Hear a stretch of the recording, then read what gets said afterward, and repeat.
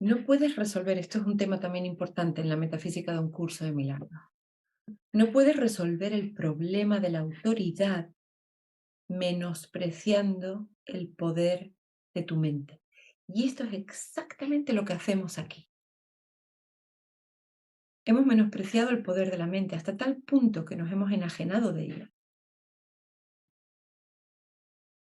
Nosotros somos la causa causal. Nosotros no nos damos cuenta de que somos la causa de este universo. No nos damos cuenta de que estamos en el centro mismo del universo, causándolo. Nos hemos convertido en un mero efecto del universo. Primero lo creamos, olvidamos que lo creamos, y luego creemos que hemos nacido dentro de nuestro sueño, dentro del sueño del universo. El universo nos ha creado a nosotros.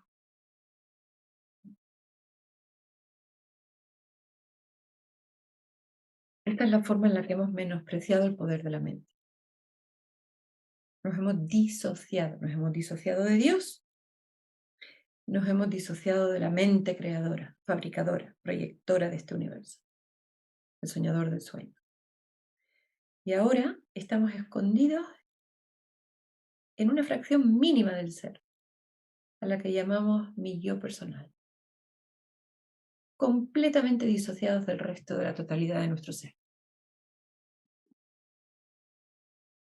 E intentando poder creer que no tenemos nada que ver con la experiencia que tenemos, que se nos impone en contra de nuestra voluntad, desde nacer hasta todo lo que sucede entre el nacimiento y la muerte.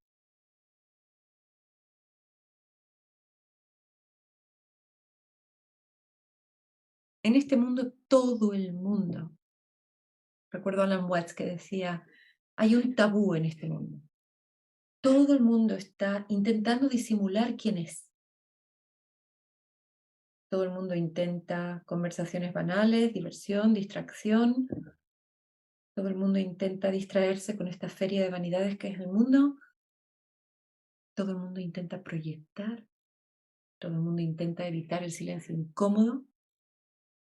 Porque nadie quiere destapar este tabú. Yo soy mente, conciencia, el autor del universo.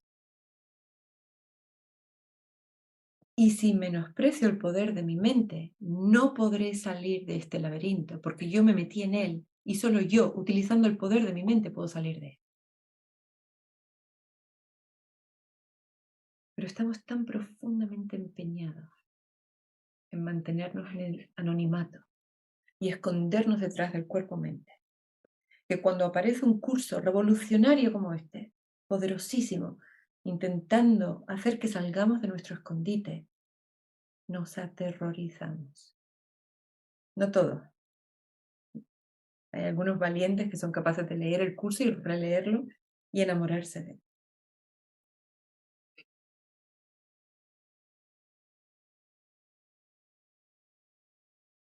Pero quedémonos con esta idea porque es muy importante. No se puede resolver el problema de la autoridad menospreciando el poder de tu mente. Hacer esto es engañarte a ti mismo. Y ello te hará daño porque realmente comprendes el poder de la mente. Es decir, hay un nivel en ti, quizá no metaconsciente, quizá por debajo del nivel de la conciencia, en el que tú sabes perfectamente de tu poder. Sabes que eres un creador. Sabes el papel que juegas en lo que experimentas. Aunque prefieras jugar el papel de la identidad que se victimiza por la experiencia, más abajo sabes que la experiencia la estás creando tú.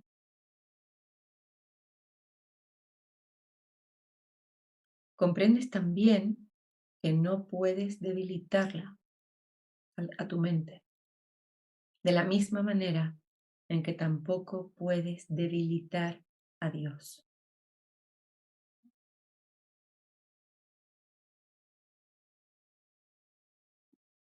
Estas son cosas que hay que decir despacito y hay que digerir, porque son verdades tremendamente radicales que van a muchísima, son cargas de profundidad, van a muchísima profundidad. Y incluso si los escudos egoicos funcionan, y ahora mismo estamos escuchando esto, quizá incluso fascinados, lo cierto es que estas palabras tienen la capacidad de ir muy profundo, ahí donde nos hemos disociado de nuestra identidad como mente. Estas palabras tienen el poder de revertir esa disociación. Y eso asusta, eso puede dar miedo. Pero ahí es donde tenemos que recordar que no estamos solos, que vamos guiados y protegidos en esta jornada. El diablo es un concepto aterrador, porque parece ser sumamente poderoso y sumamente dinámico. No es como cuando vemos estas películas de terror en las que aparecen manifestaciones demoníacas, ¿no? Y es siempre algo tan oscuramente poderoso. Se le percibe como una fuerza que lucha contra Dios por la posesión de sus creaciones, ¿no? Siempre el demonio toma posesión de una criatura, ¿no? Y quebranta su voluntad y le pone a hacer lo que él quiere, ¿no? Maldad. El diablo engaña con mentiras y erige reinos en los que todo está en directa oposición a Dios. O sea que esto es lo que es el demonio, el diablo, un opositor, el ángel rebelde, el ángel caído.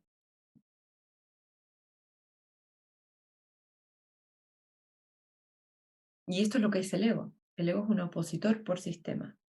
El ego anda constantemente negando el instante, generando la ilusión, el espejismo de un tiempo que fluye, pasado, futuro, negando la importancia del presente. Un opositor del presente, un opositor de lo que es. Eso es el ego y eso es el diablo.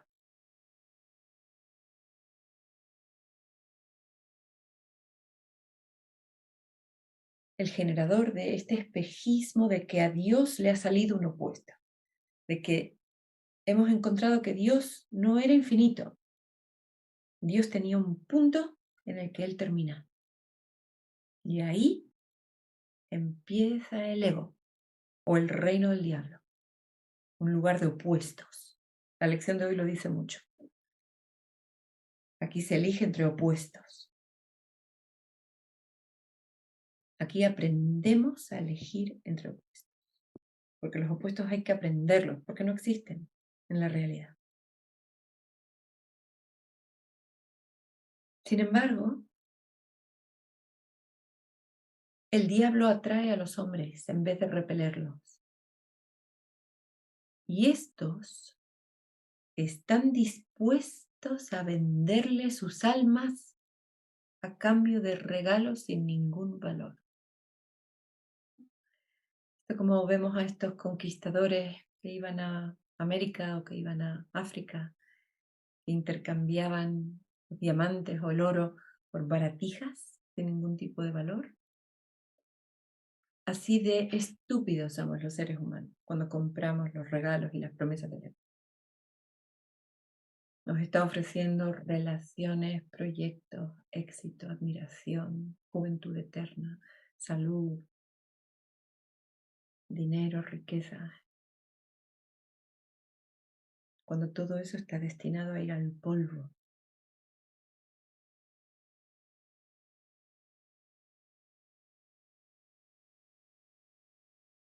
Le vendemos el alma al diablo a cambio de regalos sin ningún valor. Esto no tiene ningún sentido. Hay que estar en un estado de profunda enajenación para poderse creer todo esto.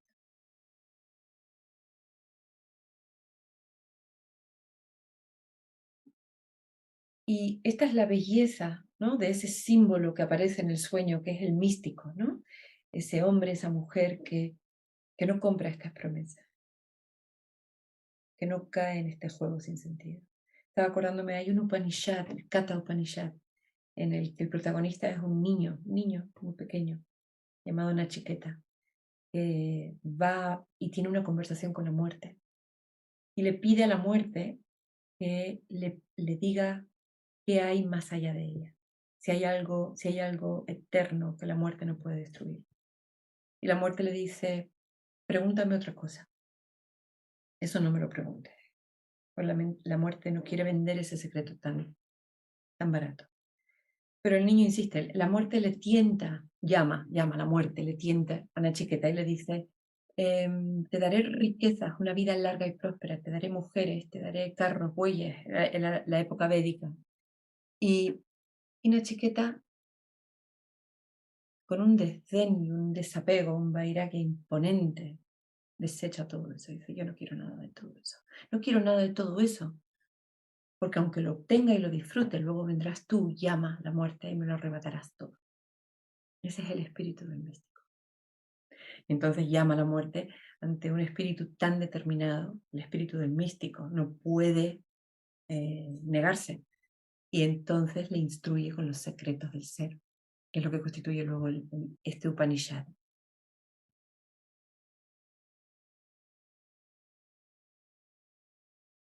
Sin embargo, la inmensa mayoría de los componentes de la afiliación en cada generación están más que contentos y dispuestos a vender sus almas por un puñado de tonterías,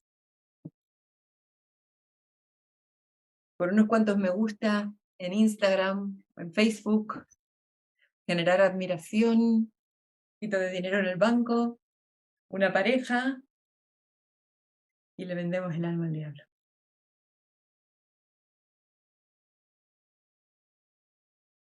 Hemos hablado ya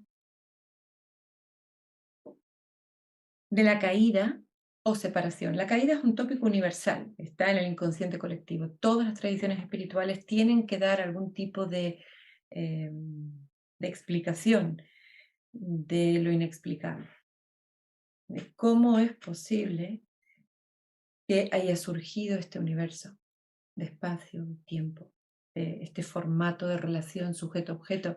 ¿Cómo es posible que de pronto yo me encuentre con una realidad que aparece frente a mí? ¿Qué es esto? ¿Quién es su autor? Que yo estoy enajenado de mí mismo, no me reconozco como el autor del mundo ilusorio, ¿no?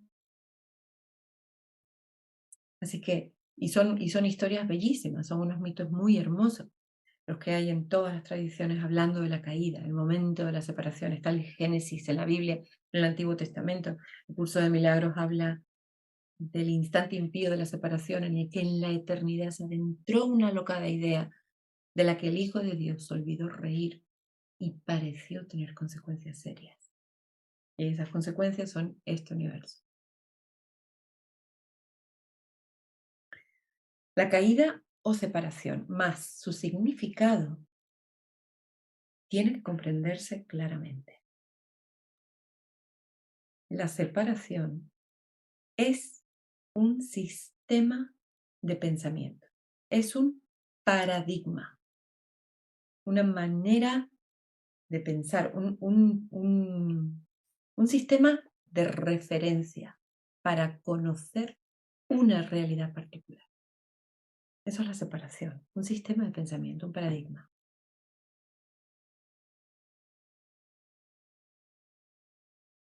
Es un sistema de pensamiento la separación, que si bien es bastante real en el tiempo, bastante real, todo absolutamente lo que hay en el tiempo da testimonio de la realidad de la separación, que es el axioma de este sistema de pensamiento.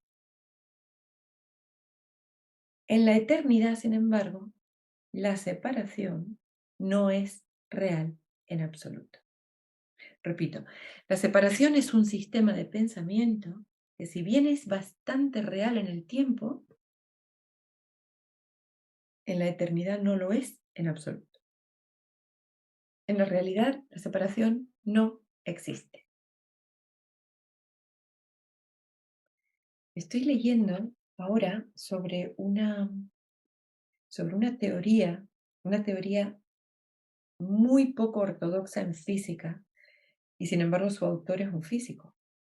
Por eso la ubico ahí en la física, pero en realidad es una teoría muy especulativa, pero muy brillante, en la que este físico es muy compleja. Algún día, si queréis, la explico, pero no es el momento. Pero es una teoría fascinante en la que él habla de diferentes dimensiones, como en la teoría de cuerdas, que requiere una serie de dimensiones extra espaciales, y él habla de que estas dimensiones extras son temporales, son bucles de tiempo, son curvas cerradas de tiempo, cerradas sobre sí mismo, como laberintos, como este símbolo del Uroboros, ¿no? En el que todo lo que hay encerrado dentro de ese bucle tiene unas características de separación temporal, ¿no? El tiempo es la clave para que parezca un efecto de conciencia que existe la separación. Sumamente interesante lo que este hombre ha hecho, sobre todo era un colaborador de Hawking, o sea que este era un hombre, eh, este era un hombre que se ha malogrado, que él decía, mis colegas científicos físicos me van a colgar por decir estas cosas, pero este es el modelo con el que toda una vida de trabajar en la teoría de cuerdas precisamente, que es la candidata que hay actualmente a convertirse en la teoría definitiva, en la teoría de campo unificado, y predice que existen muchas dimensiones espaciales. Y este hombre dice que no, que la separación se debe a estas curvaturas temporales que generan pequeñas burbujas de universos aparentemente separados, reiterativos, cíclicos. El tiempo como una curva cerrada sobre sí misma, no como una línea, ¿no?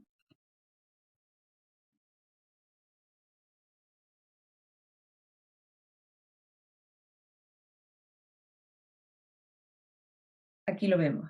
La separación es un sistema de pensamiento que, si bien es bastante real en el universo generado en esa curva cerrada de tiempo,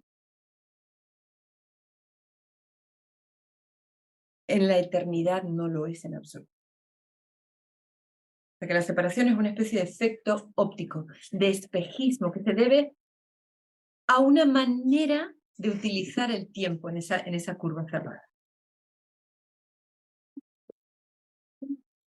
Para el creyente, todas sus creencias son ciertas. Este físico se llama Bernard, lo voy a escribir para que lo veáis, para el que quiera.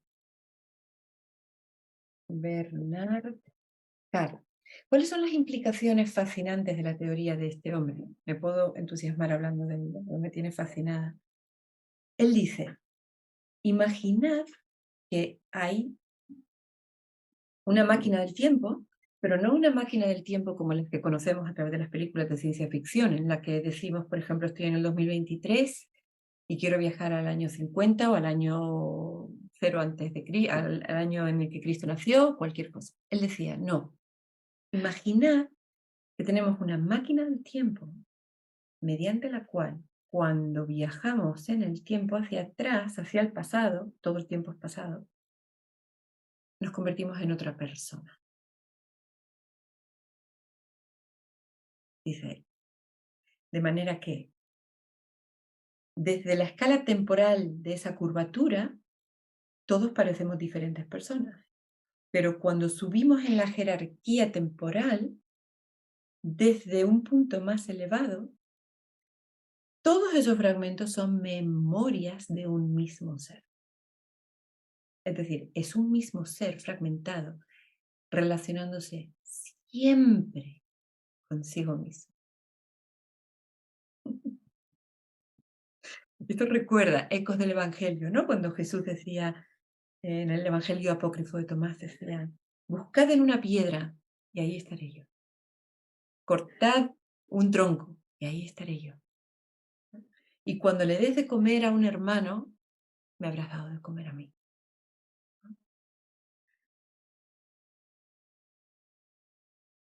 Ya no sé ni por dónde.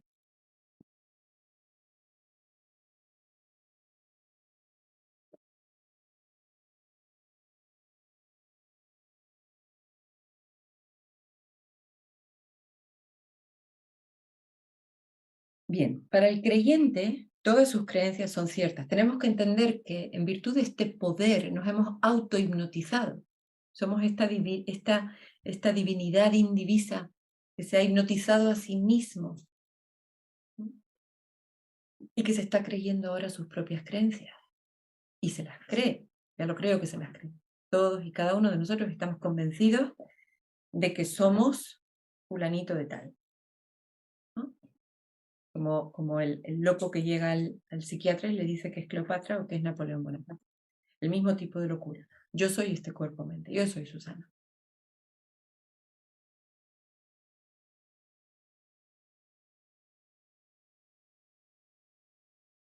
En el jardín simbólico, fijaos, el jardín del Edén como un símbolo, ¿no? Esta manera obtusa de pensar en la que incluso hay expediciones buscando el jardín del Edén, físicamente en la tierra.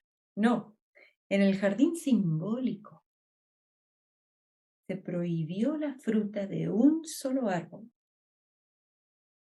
en el reino de los cielos, en ese estado de conciencia sin limitación llamado el reino de los cielos, jardín simbólico, se prohibió la fruta de un solo árbol. Mas Dios no pudo haberla prohibido, o de lo contrario, nadie la habría podido comer.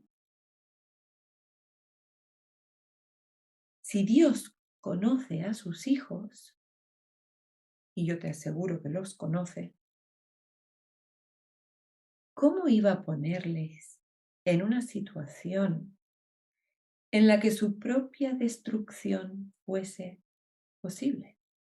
Fijaos, nuestra religión católica, también el Islam y el judaísmo, comienzan con este capítulo del Génesis de la Biblia en la que se le atribuye a Dios la condenación de su hijo, en la que se le atribuye a Dios una mente tan maquiavélica que genera, todo padre humano sabe que si le dice a su hijo que no haga algo es la forma más segura de que lo haga. Cuanto más nuestro Padre del cielo, que nos da todo un jardín y nos dice, este árbol no se toca. Y secretamente dice, como sé que lo va a tocar, que va a comer de la fruta, eso me permitirá a mí luego justificar mi enfado con él y su expulsión del paraíso a un mundo de sufrimiento, a parir a sus hijos con dolor y a trabajar para ganarse el pan que coma. Y por generaciones y generaciones, los hombres y las mujeres de este mundo y de este universo se compran esa mentira, se la creen, incluso entablan guerras para defender su fe. La fe en un Dios loco, malvado, cruel.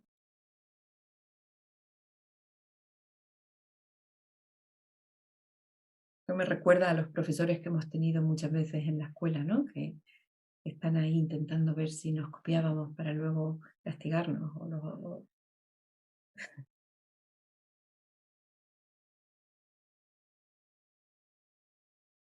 Al árbol prohibido se le llamó el árbol del conocimiento.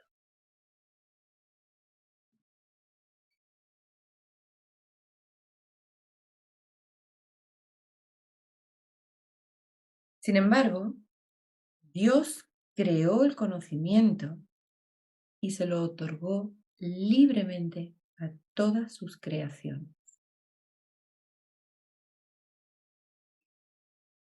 También es cierto que hay una pista en el lenguaje, el árbol del conocimiento del bien y del mal, es decir, el árbol del conocimiento dualista, de los opuestos, de la realidad que se conoce a través de la percepción, juicio o elección personal entre opuestos.